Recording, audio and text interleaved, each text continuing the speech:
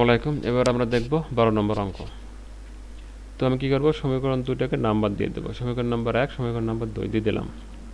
এবার সমীকরণ নাম্বার 1 হতে পাই 1 নম্বর সমীকরণ আমি লিখলাম।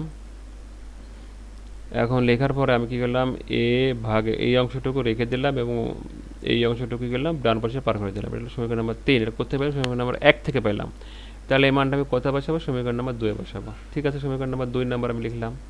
এটা হচ্ছে সমীকরণ নাম্বার 2। তাহলে এ আর এক্স, লবে আছে এ, হরে আছে এক্স, এটা সমান কি এটা। তাহলে এ ভাগ এক্স, এই জায়গাতে আমি কী বসাই দেবো, এই অংশটা এই মানটা আমি কী করলাম, বসাই দিলাম। এখন আমরা দেখতে পাচ্ছি এখানে কি বি ভাগ ওয়াই, বি ভাগ ওয়াই, এটা কি দুইটা আছে, তাহলে টু বি ওয়াই হবে, এই যে টু বি ওয়াই হবে। আর এটা আমার ধ্রুবক, এটা ধ্রুবক, এটা কী করবে, ডান পাশে পার করে দেবো। তাহলে চিহ্ন হচ্ছে প্লাস, হয়ে যাবে মাইনাস। এ ভাগ টু, এটা মাইনাস, এটা প্লাস, কেটে যাবে। তাহলে বি ভাগ থ্রি, বি ভাগ থ্রি দুইটা, দুইটা মাইনাস টু কেটে যাবে। বি ভাগ ওয়াই, বি ভাগ থ্রি, বি বি কেটে গেল। তাহলে 1 ভাগ ওয়াই, 1 ভাগ থ্রি। উল্টা দিলে কী হয়ে যাবে, আর গুণ, অর্থাৎ ওয়াই আর 1 গুণ দিলে ওয়াই, 3 আর 1 গুণ দিলে 3।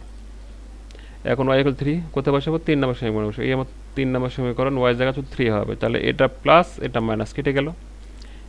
এ ভাগ 2 থাকে, এক্স সমান 2,